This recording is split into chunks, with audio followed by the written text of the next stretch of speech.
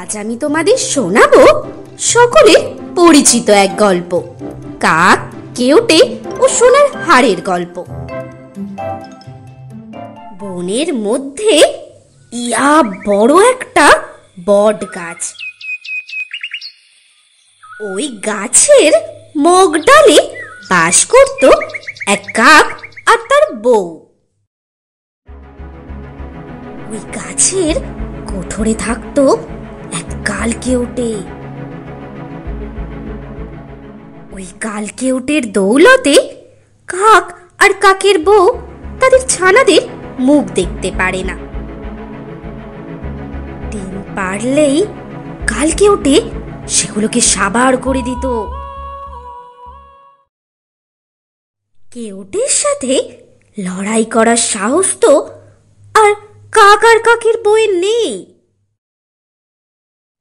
অতএব বেচারারা আর কি করবে, মনের দুঃখ মনেই রেখে দেয়।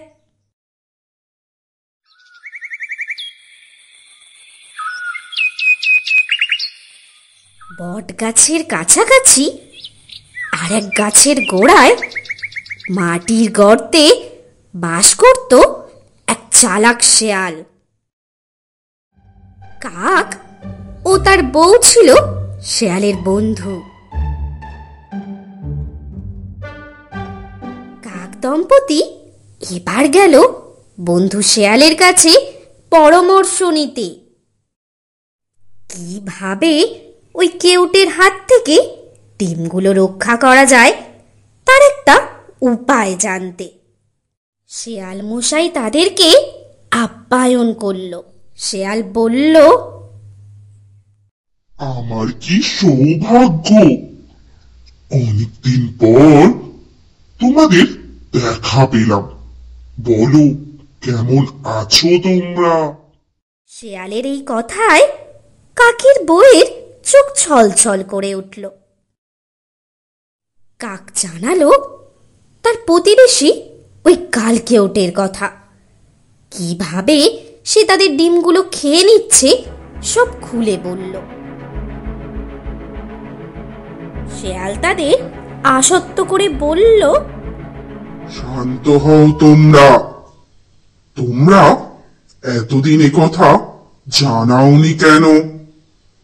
তোমরা তো আমার পরম বন্ধু।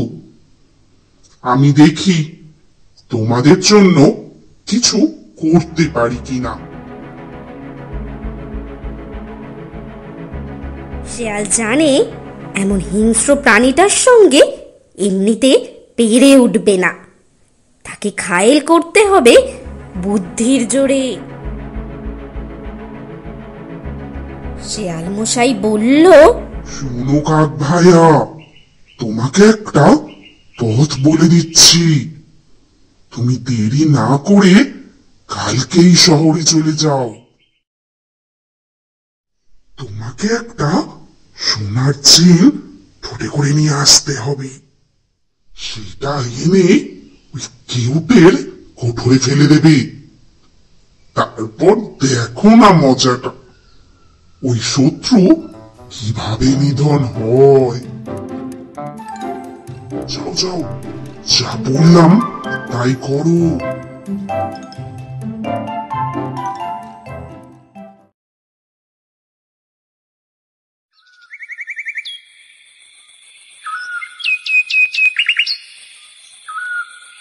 পরদিন সকাল হতেই কাক তার বউকে নিয়ে বেরিয়ে পড়ল।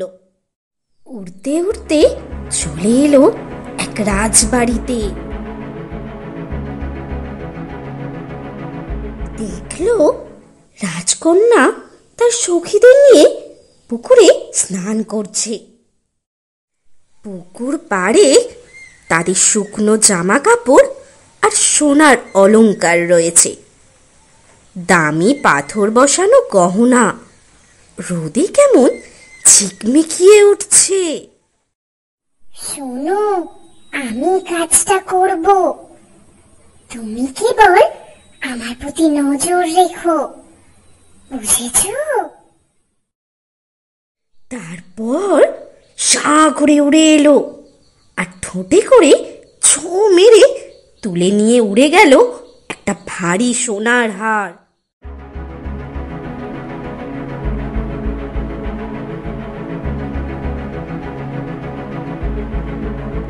তাদের চিৎকার শুনে রাজপ্রহরীরা ছুটে এলো। লাঠি সোটা নিয়ে তারা ছুটল উড়ন্ত কাকের পিছনে পিছনে। এদিকে কাক উড়তে উড়তে এসে পৌঁছালো সেই কালকেউটের কোঠরের কাছে।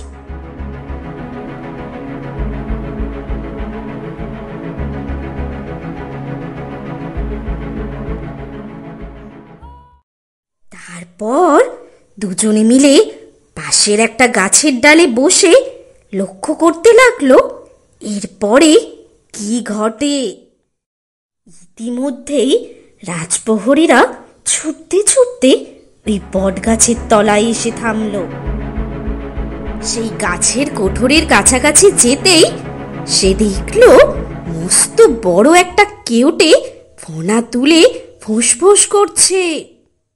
ব্যাস, আর যায় কোথায়? সপাসপ পড়তে লাগলো লাঠির আঘাত। সাপের মাথা থেতলে গেল, হাড়গোড় ভেঙে গেল, প্রাণবায়ু বেরিয়ে গেল। সোনার হারটা উদ্ধার হলো। রাজপ্রহরীরা ফিরে গেল রাজবাড়িতে। কাক আর কাকগিন্নির কি হলো? তাদের আর দুঃখ রইল না কোনো, পরম সুখে সংসার করতে লাগলো।